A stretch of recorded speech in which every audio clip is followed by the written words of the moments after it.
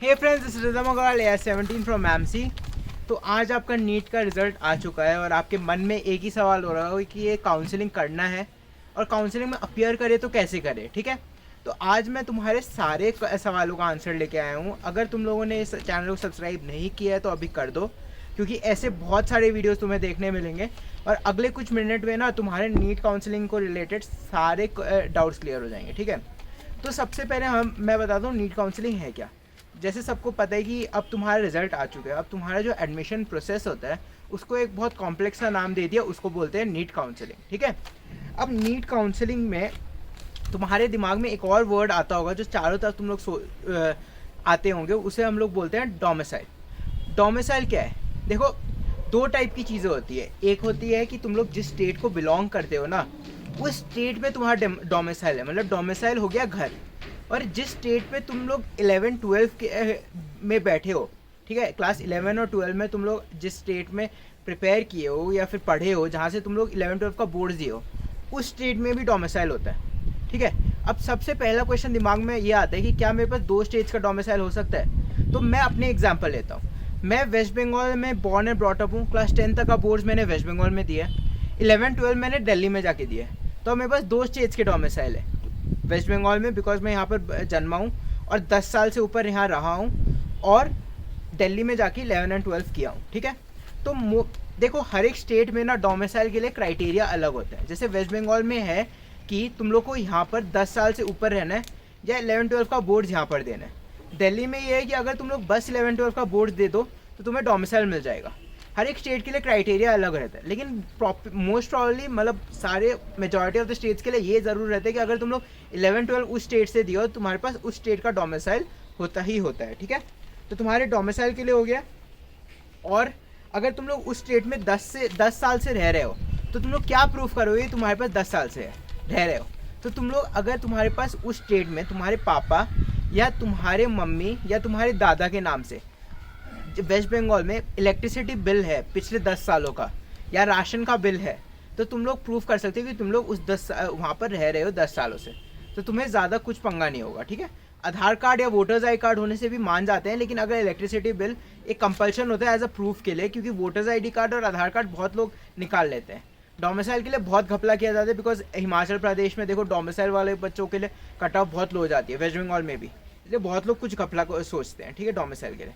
और इस डोमिसाइल का एडवांटेज क्या होता है मैं आप भी आगे जाके आगे वीडियोस में बताऊंगा। ठीक है, अब तुम्हें बताता हूँ, एक मेडिकल कॉलेज में सीट्स जो होते हैं, अब पहले तुम्हें पता था कि दो टाइप में डिवाइडेड था एग्ज़ाम। एक ऑल इंडिया पीएमटीज होते थे और एक स्टेट पीएमटीज होते थे। तो स्टेट पीएमटीज से क्या होता था? स्टेट पीएमटीज में मतलब जो स्टेट के कॉलेजेस हैं उनको उनमें एडमिशन होता था, और ऑल इंडिया पीएमटी में ऑल इंडिया कोटा से कुछ मतलब सेंट्रल गवर्नमेंट के जो कॉलेजेस हैं उससे एडमिशन मिलता था। लेकिन अब जब कोर्ट ऑर्डर के अकॉर्डिंग सारे एग्जाम्स कॉमन कर देंगे नीट के हिसाब से, तो स्टेट्स ने बोला कि हमें अपने स्टेट के लिए कुछ सीट्स चाहिए। तो क्या किए कि सपोज एक रैंडम कॉलेज का नाम ले लेते हैं, वेस्ट बंगाल कॉलेज। ठीक है, वेस्ट बंगाल कॉलेज में 100 सीट्स हैं। 100 सीट्स में 85 सीट्स बोला कि स्टेट अपने बच्चों को देगा और 15 सीट्स सेंट्रल वाले बच्चों को मिलेगा। तो ये अपने बच्चे कौन से हो गए? अपने बच्चे वो हो गए जिनके पास डोमिसाइल है। ठीक है, जो 85 सीट्स हो गए ना, 85% सीट्स वो अपने बच्चे, अपने डोमिसाइल कंटेनिंग बच्चों के लिए मिलेगा। और जो 15 सीट्स है, 15 सीट्स किसके पास है? 15 सीट्स जो बाकी स्टेट के बच्चे जो आते हैं ना तुम्हारे स्टेट में पढ़ने के लिए, जैसे कोई हरियाणा का बच्चा वेस्ट बंगाल में आके पढ़ रहा है, तो उसको वो 15 सीट्स में से कोई एक सीट मिलेगा। आपको क्लियर हो गया ये दो चीज़? अब मैं बताता हूँ कि ये जो क्या बोलते हैं, आपको काउंसलिंग प्रोसेस अब स्टार्ट हो जाएगी 1-2 दिनों में। ठीक है, अब ये काउंसलिंग प्रोसेस में आपको क्या क्या करके रहना है और क्या रेडी रखना है। तो देखो, मैं डॉक्यूमेंट्स के लिए अभी वीडियोस आगे 1-2 दिन में उनकी गाइडलाइंस निकलने के बाद बोलूँगा, बिकॉज अभी गाइडलाइंस चेंज होने के चांसेस बहुत ज़्यादा है। कोरोना के चक्कर में तुम लोगों के सारे डॉक्यूमेंट्स प्रोड्यूस होना बहुत मुश्किल है। लेकिन अगर तुम्हारे दिमाग में है कि क्या क्या डॉक्यूमेंट्स तुम्हें रेडी रखने हैं, तो कुछ कुछ सर्टिफिकेट्स तुम लोग रेडी रखो। अगर तुम लोग किसी रिजर्वेशन को बिलोंग करते हो, ST SC OBC या क्या EWS, तो उसके सर्टिफिकेट्स रेडी रखो। काफ़ी ज़्यादा हेल्प मिलेगी, लास्ट मोमेंट में वो सर्टिफिकेट्स बनते नहीं है। ठीक है, और अपने कैरेक्टर सर्टिफिकेट और माइग्रेशन सर्टिफिकेट अप्लाई करके रख लो स्कूल में, क्योंकि वो जब काउंसलिंग में तुम लोग जाओगे एडमिशन के लिए तो ज़रूरत पड़ेगी। आधार कार्ड या वोटर आई डी कार्ड में से एक कोई आइडेंटिटी प्रूफ होना चाहिए, और अपने पासपोर्ट साइज़ फ़ोटो और एक पोस्ट कार्ड साइज़ फ़ोटो बना के रखो। पोस्ट कार्ड साइज़ फ़ोटो जाके तुम अगर किसी को अपने उसको बोलोगे तो वो तुम्हारे बना के रखेंगे, कोई इमेज वाले बैंक में जाके बोलोगे तो, ठीक है। अब तुम लोगों को पैसे कितने रेडी रखने होंगे। देखो, जो बच्चे गवर्नमेंट सीट्स या सेमी गवर्नमेंट सीट्स के लिए अप्लाई कर रहे हैं तो सेंट्रल पूल में 1500 रुपया होता है तुम्हारा एडमिशन प्रोसेस का फ़ीस, और 11,000 रुपये होते हैं तुम्हारे सिक्योरिटी डिपॉजिट। अगर तुम्हें कॉलेज मिलता है और कॉलेज नहीं भी मिलता है तो तुम्हारा वो 11,000 रुपये वापस रिफ़ंड कर दिया जाता है। अगर तुम लोग को कोई कॉलेज मिलता है और तुम लोग जाके उस कॉलेज में एडमिशन नहीं लेते हो, अलॉट हुआ है तुम्हें वो कॉलेज, लेकिन तुम लोग उस कॉलेज में जाके एडमिशन नहीं लेते हो, तब तुम्हारा वो पैसा फोरफीट हो जाएगा। सिमिलरली अगर तुम लोग कोई प्राइवेट कॉलेज के लिए अप्लाई करना चाहते हो तो तुम्हें 2 लाख रुपए भी सिक्योरिटी डिपॉजिट करना पड़ सकता है, बिकॉज प्राइवेट कॉलेजेस ऑब्वियसली ज़्यादा सिक्योरिटी मांगेंगे, उनकी फ़ीस ज़्यादा होती है, ठीक है। तो ये 2 चीज़ समझ में आ गए आपको, अपने कितने कितने पैसे रेडी रखने, ज़्यादा टेंशन नहीं है, वो सारे पैसे रिफंड हो जाएंगे अगर तुम लोग टोटली बाय द रूल्स चलोगे। तो कुछ घपला करोगे तुम्हारे पैसे फोरफीट हो जाएंगे, ठीक है। अब कितने राउंड्स होते हैं और क्या होते हैं, देखो, जो 85% सीट है वो होता है स्टेट काउंसिलिंग के राउंड के लिए, और जो 15% सीट होता है वो सेंट्रल गवर्नमेंट के राउंड के लिए होता है, ठीक है। तो सबसे पहले सेंट्रल गवर्नमेंट MCI जो होती है, सेंट्रल MCI मतलब mci.nic.in, तुम लोग उसमें चेक करते रहोगे, उसमें तुम्हारा सारा प्रोसेस का इन्फॉर्मेशन आएगा। तो mci.nic.in में तुम्हारा क्या आएगा, तुम्हारा फर्स्ट राउंड ऑफ काउंसलिंग होगा। फर्स्ट राउंड ऑफ काउंसलिंग कैसे होगा, तुम लोगों ने अपने नीट का रोल नंबर डालोगे, पहले एक फॉर्म आएगा, एडमिशन फॉर्म आएगा, ठीक है। उसमें तुम लोग क्या डालोगे, अपना नीट का रोल नंबर, अपना एप्लीकेशन नंबर, अपना एडमिट कार्ड का जेरोक्स, उसके बाद अपना फ़ोटो, ठीक है। ये सब चीज़ें छोटी छोटी फॉर्मेलिटीज़ होती है, वो डालनी होती है, जिसके बारे में वीडियो आगे बनाते रहूँगा। और उसके बाद में उसमें क्या करना है, तुम्हें पैसे भरने हैं और फिर तुम्हें चॉइस फिलिंग करनी है, ठीक है। चॉइस फिलिंग करने के डेट्स देते हैं, सपोज जैसे अगर तुम्हारा काउंसलिंग स्टार्ट हुआ 10th और तुम्हारा काउंसलिंग स्टार्ट हुआ 25 अक्टूबर से, ठीक है। तो फर्स्ट ऑफ नवंबर तक तुम्हारा स्पैन देगा कि तुम लोग अपनी चॉइस वहाँ पर भर दो। अब तुम लोग चॉइस कैसे भरोगे, चॉइस का प्रेफरेंस भरोगे। सपोज सबसे पहले तुम्हें चाहिए मैमसी, तो सबसे पहले तुम लोग डालोगे choice 1 Maulana Azad medical college. Second choice तुम्हें चाहिए अपना कोई VMMC Vardhman Mahavir medical college. Third choice में चाहिए तुम्हें अपना स्टेट का कोई कॉलेज, जैसे मैं वेस्ट बंगाल में तो मुझे कैलकाटा मेडिकल कॉलेज चाहिए। ऐसे अकॉर्डिंगली वहाँ पर 600 to 700 कॉलेजेस, ठीक है। तुम्हें अपने स्टेट के हिसाब से, अपने रैंक के हिसाब से तुम्हें डिसाइड करना है कि तुम्हें कौन सा कॉलेज मिलने का चांसेस है।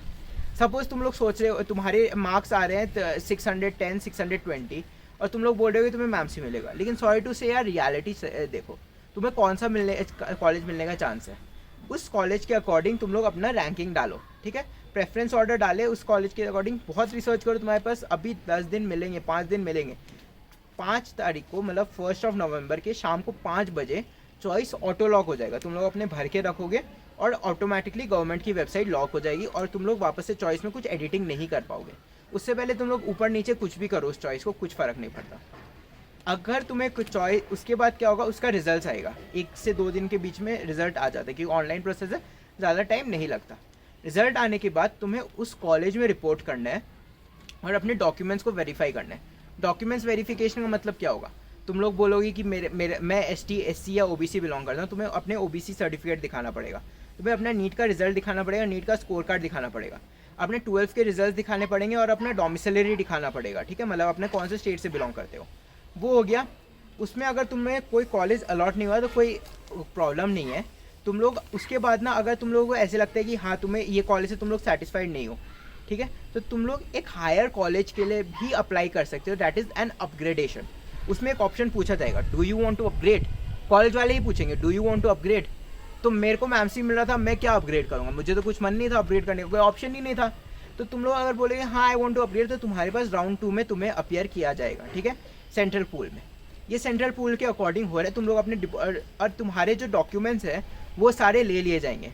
तो यार तुम लोग अपने डॉक्यूमेंट्स के 2-3 कॉपी जेरोक्स करके रखो पूरा सेट का, बिकॉज बाद में तुम्हें कोई चीज़, तुम्हारा पासपोर्ट बनाना है, किसी चीज़ के लिए चाहिएगा तो बहुत झमेले होते हैं यार बाद में, बिकॉज कॉलेज वाले एक फ़ाइल में बंद करके तुम्हारा फोटोग्राफ चिपका के रख लेते हैं। तुम्हें वो जो डॉक्यूमेंट्स है ना, तुम्हारे 12th का मार्कशीट, तुम्हारे OBC सर्टिफिकेट, वो सारे कॉलेज ख़त्म होने के बाद मिलेगा।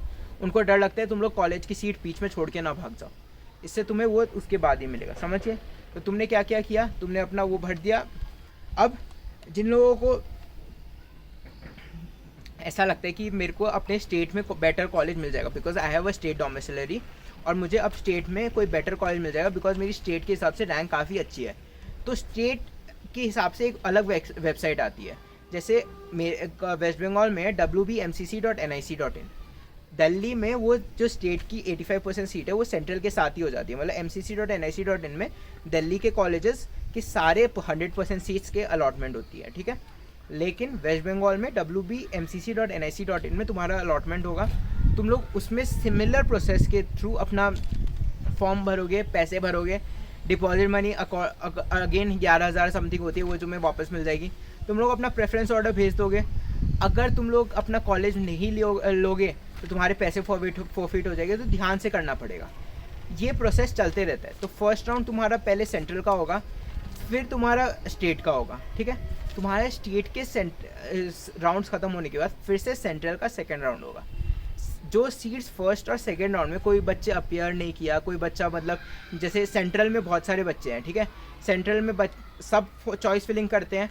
अब सेंट्रल में कुछ बच्चे गए नहीं बिकॉज स्टेट की काउंसिलिंग में उन्हें लगता है कि उन्हें बेटर चॉइस मिल जाएगा, तो सेंट्रल की कुछ सीट्स तो बच गई, तो वो सीट्स अब राउंड 2 में अपीयर होंगी। सिमिलरली जो स्टेट के कुछ सीट्स हैं जो बच्चे सेंट्रल गवर्नमेंट्स के थ्रू ले लिए, ऑल इंडिया कोटा के थ्रू ले लिए, तो उनको वो लोग राउंड 2 में अपने स्टेट काउंसिलिंग के थ्रू देंगे। तो ये सारा प्रोसेस है। राउंड 1 हुआ, राउंड 2 हुआ, उसके बाद क्या होता है, जो कुछ सीट्स 1-2 तुक्के से बच जाते हैं, जैसे कोई बच्चे छोड़ के चले गए, मुझे मेडिकल करनी नहीं है यार, मैं नहीं लूँगा, तो वो सब जो छोड़ के चले जाते हैं, 1-2 सीट्स बहुत पॉपुलर कॉलेजेस में भी छूट जाते हैं। जैसे 2018 का बात है, मैमसी का 1-2 सीट बच गया था, बच्चे छोड़ देते हैं यार, उन्हें एम्स में मिल जाते हैं, उन्हें जिप्पन में मिल जाते हैं, तो बच्चे छोड़ देते हैं मैमसी का सीट।